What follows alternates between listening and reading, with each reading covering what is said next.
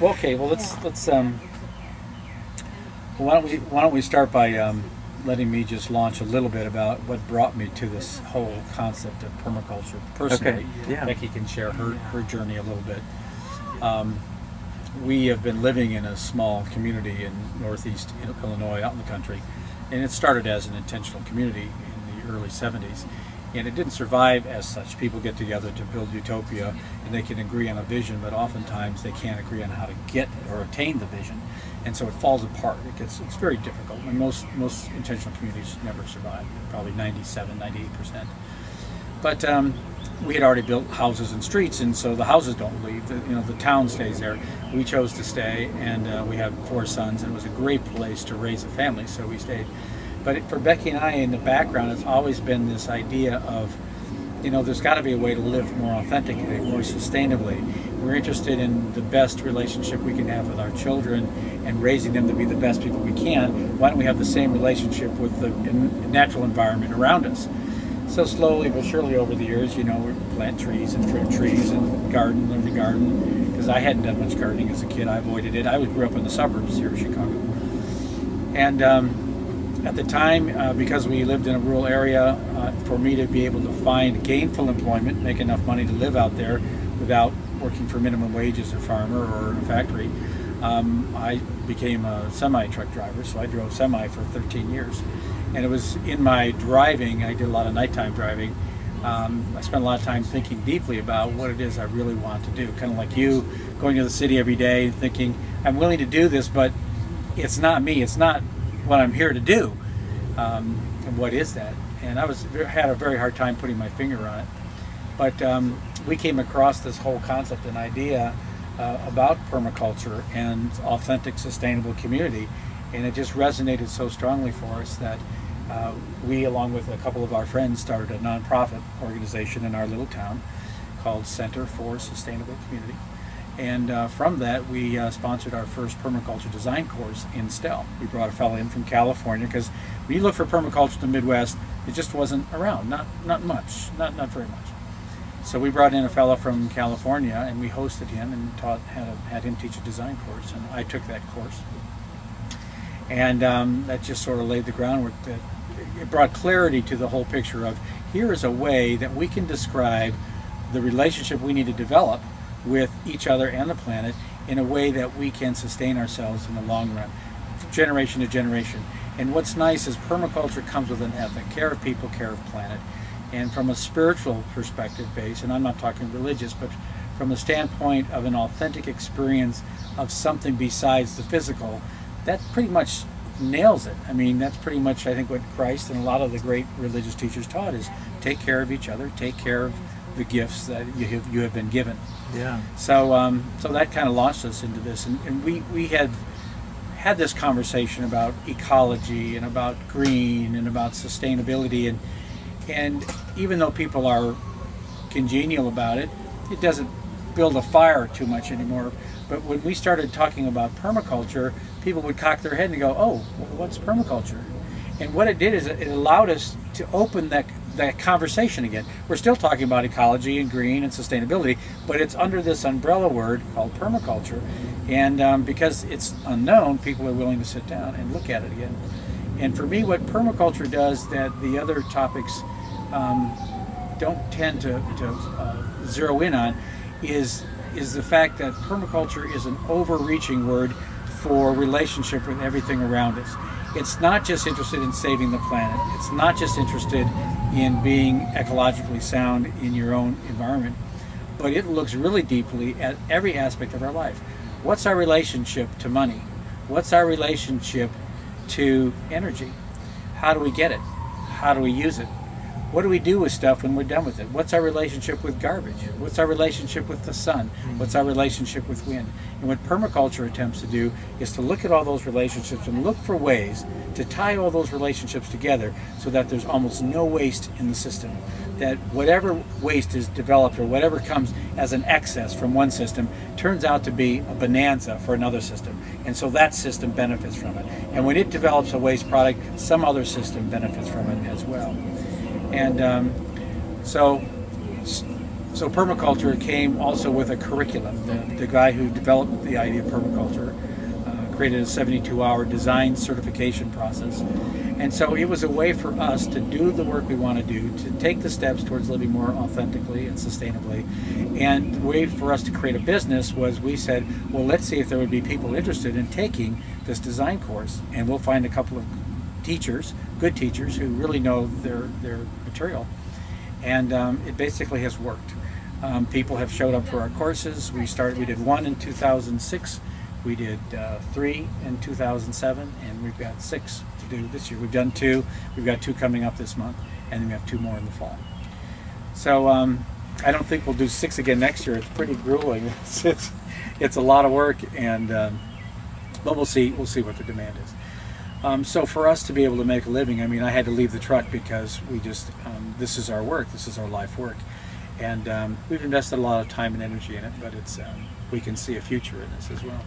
Well, you leave me with a number of questions. So, you know, one is, if I look at whoever's watching this, they're probably going to wonder, well, you know, how long does it take to learn about this? I mean, you look at the garden and the complexity of it. You know, just like the no wikis were saying, it's, you know, it can look intimidating, but, you know, I gather from your speaking, given you came from an entirely different background, that it is possible to develop this body of knowledge. How long do you think it takes before somebody can really begin, you know, putting together a system and getting the practical knowledge that, you know, you get from doing it hands-on? So after somebody were to take the course, you know...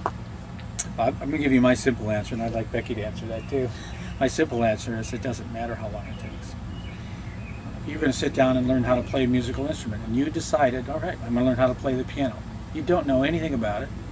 You don't know where to begin. You get a book, you know, you just start, and you start practicing. And that's exactly what this is.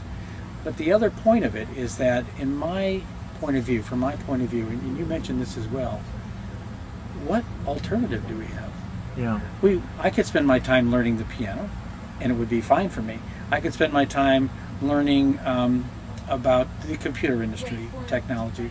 I could spend my time learning about manufacturing and coming up with products to manufacture, and I could be successful and make money in it.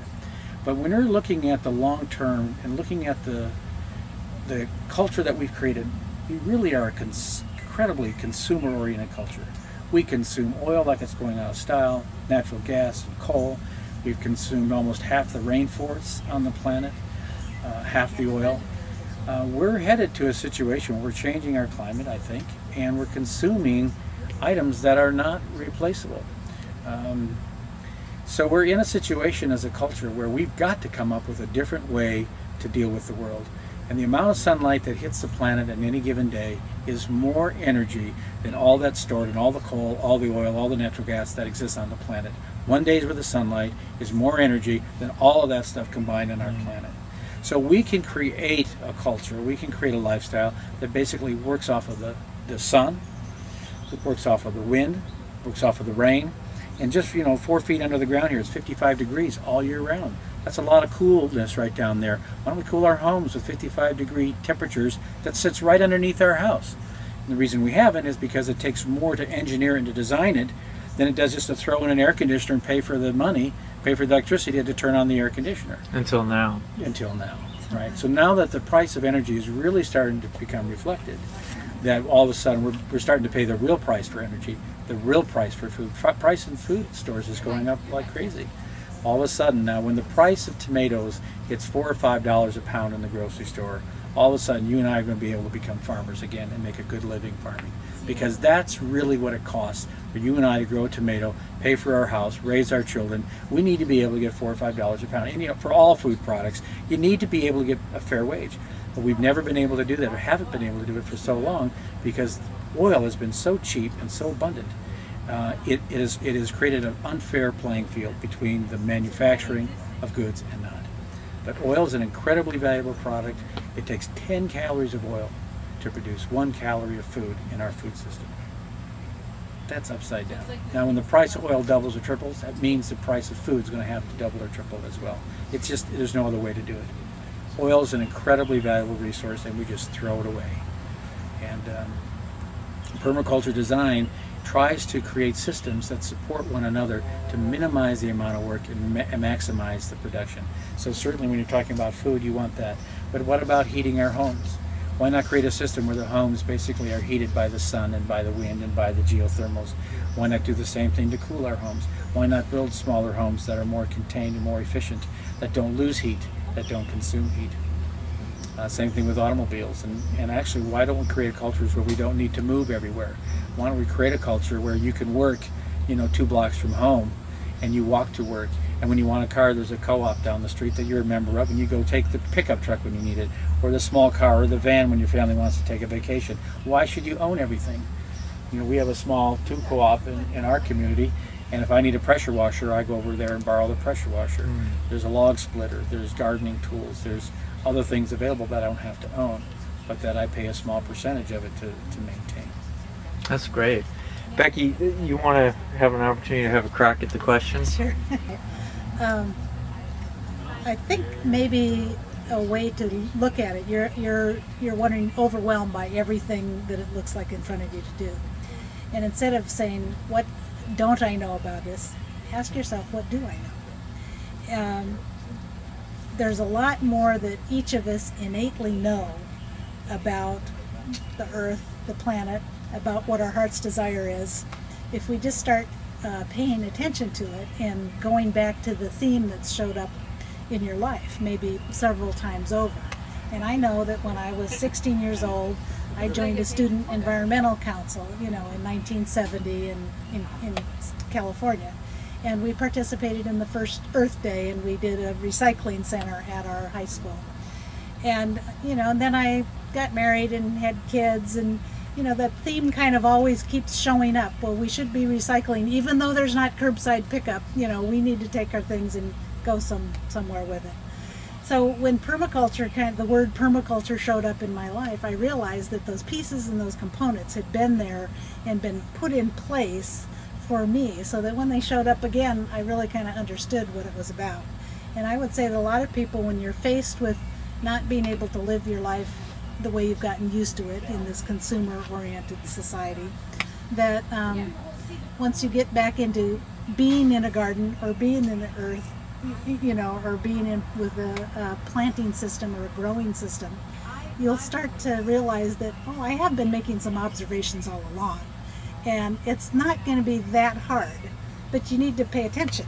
Yeah. Pay attention and ask yourself, well, what do I know? Well, I do know that the roots are underground. Maybe something, and that it needs water and it needs sunlight, or something like that. But start paying attention, and you'll realize that each little piece that you can put into what you already know will move you a lot farther and go from a space of confidence rather than, telling yourself that you're ignorant.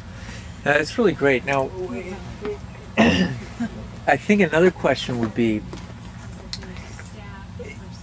if you were to, if as I asked you guys just to, stand 5 years, merely 5 years out in the future, what would you say permaculture is going to mean to the average person who lives in the suburbs? And and don't be afraid to be pretty straight about it. Well, I'll say something on, David Holmgren, in one of his books, or I don't know if it was on his website, and he's a permaculturist who worked with Bill Mollison originally, and he shows the typical townhouse that was built back in the 40s and the 50s.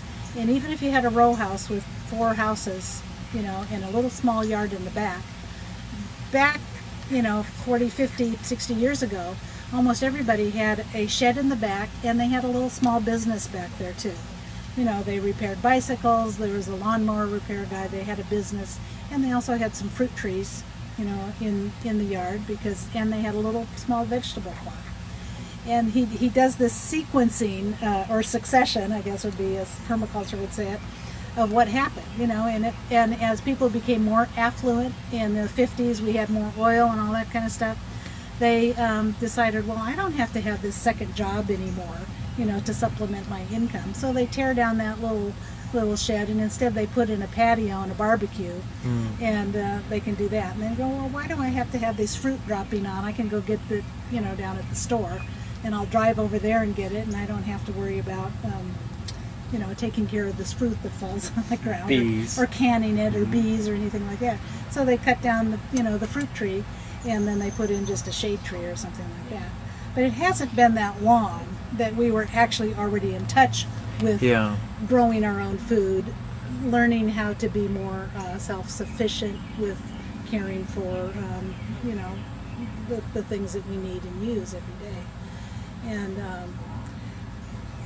so 5 years out, if you're asking that, I think we're going to start remembering those things, and we're going to start replacing the things that we took out and putting them back in. So in a typical suburban yard. Now, let me just give you a couple kind of contrarian questions here for a second, because one of the things I think we have to address is the cynicism that is still ensconced. Or what we would, some would say, is the practical questions. Right. Sure. And there are practical questions. I mean, I've got family members that right now they're more concerned with how are they going to pay, mortgages than with how they're going to feed themselves. Now, next year, that equation may change. They may be dealing with different things. But here, one question is, okay, I think it's great, but kids are so disconnected from the natural world and so disconnected from where their food comes from. How are we going to get them connected? Because ultimately they're the ones that are going to have to live in this new sustainable way. Yeah. What do you have to say to parents? What do you have to say to people that, as they begin to confront what we're facing, they're dealing with that despair. I think a kind of despair that everybody has to allow themselves to experience and get on the other side of before they start taking action, because nobody's going to take action until you really confront the real life consequences of the unsustainable way that we're living. Would you agree with that, by the way? Yeah. I'll give it a shot at this, and then you can tell them the real answer. Well, no, but listen, here's that is a real thing, and the answer really comes down to we can't wait for Barack Obama or Mr. McCain or anybody else to all of a sudden bring enlightenment to the country and say, holy cow, guess what? We need to wake up and get smart here and start living more authentically, sustainably with our natural environment. We've got to become less dependent on all this stuff. Well, it may happen, but it probably won't happen because they get the insight and they share it with us. It'll happen because you and I are waking up, and we've made changes in our lives, as will some of the people that listen to this. They just say, screw it, I'm making some changes. And there'll be small changes at first, but it all starts with educating yourself. It all starts with reading the books, having the conversations, doing the searching on the website. My God, you don't even need to read a book. Everything's on the internet. My gosh, it's all there. And making the steps in your life, the small steps. And as you start making steps, you start becoming stronger. And when you become stronger, you make more confident steps and bigger steps. But that's how it will happen. And then those people will tell their teachers, we support you. There'll be a teacher that says, I'd really like to teach this stuff. And it'll just be that person telling that teacher, look, whatever you need, I will support you to teach our children this. And then she'll carry it through. Whereas if she didn't show up, she might have just given it up or he might have given it up because there wasn't enough support from the parents. So that would be an example of one thing that could happen, is that somebody who's really committed to this is going to make a request to their school board that we bring back practical science. That's right. And that kids actually have to spend a summer project growing a garden in order to graduate college or high school. Create a curriculum. I mean, we're working with some schools that want to bring pieces of permaculture in and start implementing this stuff in their programs as well. Wow. One of the fellows that was just here is the president of one of the community colleges. He's doing the same thing. So he's looking for education at a community level on how do we teach young people, since they grew up not being connected, can we still connect them at this point? And it's amazing how many people, with the information is presented in a, I hate to beat this word to death, but it presented in an authentic way, where people can understand the practicality of it. People want it. They love it. Yeah. They want to learn how to grow and take care of themselves and how to do this stuff. Yeah. But we're fighting the weapons of mass distraction. You know, TV is very compelling. So is the computer. So is the Yeah, and I think one of the things about TV is that even for a person who's committed to making a difference, TV can leave you with the sense that something's happening when it's really not, because where it needs to happen is where you are. I think so. I think this is a movement from the inside out. Yeah. This is a time for we as humans to step forward, to own what we've created in the past, even if we weren't responsible for it, but we're part of that system, and say, I'm going to do what I can to make a difference. Yeah. Let's just start moving. It's really a journey of the heart. You know, you Yeah. talked, I think, a little bit about a shamanic experience or that journey of the heart, and that's really what this is. It's about finding a way to take care of each other and the planet at the same time. How do people get connected with you? What are the ways that people can get connected with you? MidwestPermaculture.com. So just those words.com. If you want to get connected to us, info@MidwestPermaculture.com. Okay, great. Email. Yeah.